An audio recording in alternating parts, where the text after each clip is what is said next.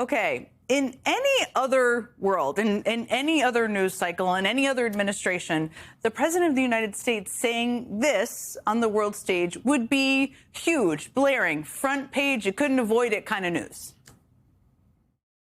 Usually they say he's a horrible dictator type person. I'm a dictator. But sometimes you need a dictator. Now, that of course, was the man who currently occupies the Oval Office saying sometimes you need a dictator and basically owning up to being one. A profoundly, doesn't matter how many times he says it, disturbing sentiment from the man who's supposed to be leading the world's most powerful democracy. So why didn't that statement dominate all the headlines today? We hear her talking about it, but why didn't it dominate the headlines? Well, in part because we already know he sees himself as a dictator based on his tyrannical approach to governing, and also because on the same day at the World Economic Forum in Davos, when he proudly owned up to being a dictator, his shocking disconnection from reality was also on full display in the speech. I mean, today before an audience of world leaders, Trump rambled for over an hour, railing against our allies, including the host nation of Switzerland, insulting Joe Biden, lamenting that windmills are losers, and also reiterating his plans to take over Greenland. Of course, Trump has been obsessed with the idea of the U.S. taking control of Greenland for nearly a decade. The man has been fixated on it since his first term. I mean, Donald Trump has given more thought to annexing Greenland, I think it's safe to say, than he has given to most geopolitical issues. Which is why it was so remarkable when today Donald Trump could not seem to remember exactly which territory he has long been completely obsessed with annexing. I'm helping NATO, and I've until the last few days when I told them about Iceland, they loved me. They called me daddy, right, last time. A very smart man said, he's our daddy. He's running it. I was like running it. I went from running it to being a terrible human being. But now what I'm asking for is a piece of ice, cold and poorly located, that can play a vital role in world peace and world protection. Hey, Daddy, I have a question for you. Why are we talking about Iceland all of a sudden? I mean, I thought the territory that you wanted to take over is Greenland, not Iceland. You can see them on the map there, two different countries. But hey, we all make mistakes from time to time, a slip of the tongue. I mean, it's not like you repeated that mistake over and over and over again in front of the entire world, right? So with all of the money we expend, with all of the blood, sweat, and tears, I don't know that they'd be there for us. They're not there for us on Iceland, that I can tell you. I mean, our stock market took the first dip yesterday because of Iceland. So Iceland's already cost us a lot of money. But that dip is peanuts compared to what it's gone up. That's not over and over again. Trump referred to the territory he wanted to take over as Iceland in front of a bunch of world leaders, which, again, is an entirely different country and entirely different island, which means there is now an entirely different population sitting around wondering if the American president is going to try and annex their home because he can't remember what word comes before land on the map of allied nations he wants to claim for himself. But hey, I mean, maybe Trump is just feeling sleepy again. We know that happens. Probably just tired from his long trip to Switzerland. I bet if we went back and listened to his nearly 2-hour tour de force in the White House briefing room yesterday, you'd find a much more cogent version of what he is trying to say. As an example, Iceland, without tariffs, they wouldn't even be talking to us. But Iceland again. I mean, Donald Trump literally cannot remember which country he has long wanted to invade. Remember, this is the guy who claims he is going to start a new Donroe Doctrine. I mean, I don't even know how to say that. I don't want to know how to say that. Of U.S. control over the entire western half of the globe. What is he going to do when he finds out there's a Uruguay and a Paraguay? What is he going to do? Now, given the international crisis that's Trump's Greenland's ambitions have set off, his repeated flub obviously caused the attention of reporters in the room. And News Nation's Libby Dean posted this from the event.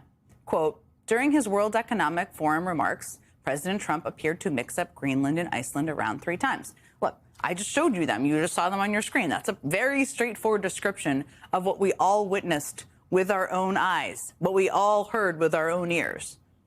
But since this administration will not abide by any reporting that doesn't sound like a North Korean state media broadcast, Trump's press secretary immediately fired back, quote, "No, he didn't, Libby. His written remarks referred to Greenland as a piece of ice because that's what it is. You're the only one mixing anything up here." Okay, as a sidebar, your written remarks have nothing to do with what you say repeatedly publicly out of your mouth of the President of the United States, so that doesn't address it. But that's what that is. That's what the press secretary said. So I realize that the American right has just spent the last few weeks trying to convince us that what we see on videotape is not actually the God's honest truth, what we see with our own eyes. But this is really kind of another level of reality denial here. I mean, there's no special camera angle or selective edit or spin that can make you believe this is anything other than what it was. The President of the United States saying the word Iceland over and over again. When I told them about Iceland, they loved me. They're not there for us on Iceland, that I can tell you. I mean, our stock market took the first dip yesterday because of Iceland. So Iceland's already cost us a lot of money. Iceland is not Greenland. Greenland is not Iceland. You don't have to be an expert in foreign policy to know that.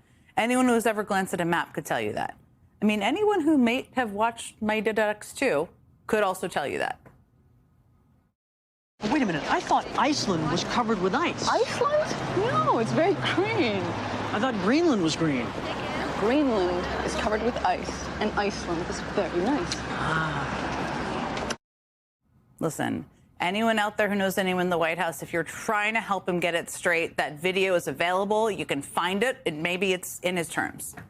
But that's really where we are, everyone. I mean, a kid's movie from the 90s is literally operating at a higher level of geographical understanding than the President of the United States right now. And God love them, there are still too many people in the American press who are trying to analyze all of this through some serious foreign policy lens, where words are chosen with intention and delicate diplomatic meaning. I mean, today, during that same event, Donald Trump also said this about his plans for Greenland. We probably won't get anything unless I decide to use excessive strength and force where we would be, frankly, unstoppable. But I won't do that. Okay? Now everyone's saying, oh, good. Now, let's hope that's the case. And certainly that's what we should all hope for. Immediately after Trump made those comments, news organizations everywhere started running with headlines like this. Trump rules out using military force to acquire Greenland in Davos speech. Trump says he will not use force to acquire Greenland. Trump rules out using force to acquire Greenland. Now, let's hope, again, that's the case. But Trump literally started that sentence with, "We probably won't get anything unless I decide to use excessive strength and force where we would be, frankly, unstoppable." That phrase, that sounds to me a little bit more like a mob boss telling you he doesn't want to have to break your legs, but he will if he needs to, than a president completely ruling out military action.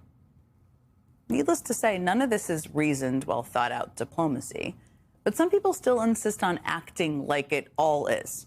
Remember that it was just 4 days ago that Trump threatened to slap steep tariffs on 8 European countries because the continent had refused to recognize his ridiculous claim to Greenland.